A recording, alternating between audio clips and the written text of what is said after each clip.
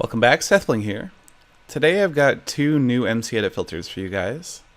The first one does this. Hey kitty.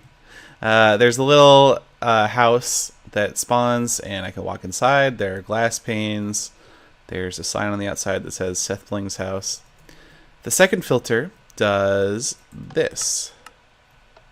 Deletes the house, including the bedrock that was in there, and there's no trace of it.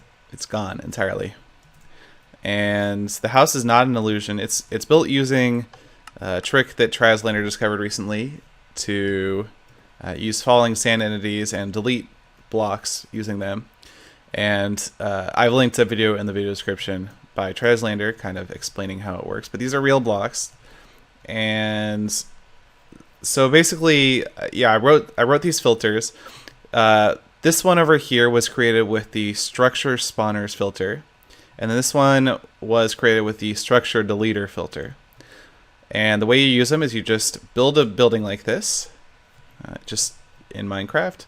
Go into MCEdit, select the building, don't select the ground, just the building, and just run both filters. The first filter will spit out this thing, the second filter will spit out this thing, and these things are redstone controlled, so you can do exactly what I've done here. Just push the button and, whoops, that was the spawner one. Luckily, it doesn't do anything bad if you run the same routine twice in a row. But then this is the deleter one. Yeah, so it's using redstone controlled spawners by having these are like spawners that spawn spawner mine carts in the middle of the glob here. It's a little complicated, but it works. And so when you're running the filter, you want to make sure not to put these globs too close together, because if they are, then the redstone control spawners will interfere with each other and it won't work. But yeah, also they can cause quite a bit of lag. All these spawners, even on my computer, which is pretty powerful, all these spawners are slowing it down quite a bit.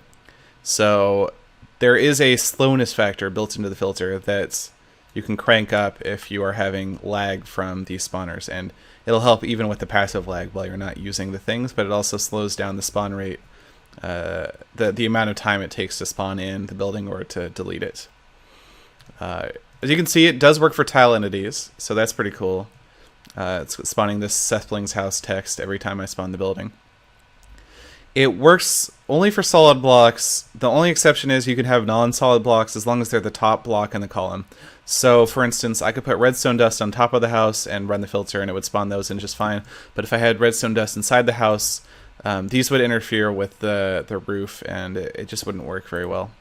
So, I might make a version later that allows you to have non-solid blocks as the non-topmost block in the column. But currently, that's how it works. Just a little restriction. It'd be pretty cool because then you could have like redstone circuitry all intertwined with each other, and that would all work. Yeah, it's pretty easy. The cool thing about this is there really hasn't been an easy way to work with this feature that the Traslander discovered, and it's been kind of difficult to work with. The filters that exist, in my opinion, are just not the easiest to use. It takes quite a while, but this one you just build a structure, run two filters, and you got it. So it's very fast. It takes a minute to do it once you've got the structure built. So pretty cool. I think this is going to be useful for map makers to help them get into this whole field of falling sand and all this cool stuff you can do with it. That's about it. Thanks for watching.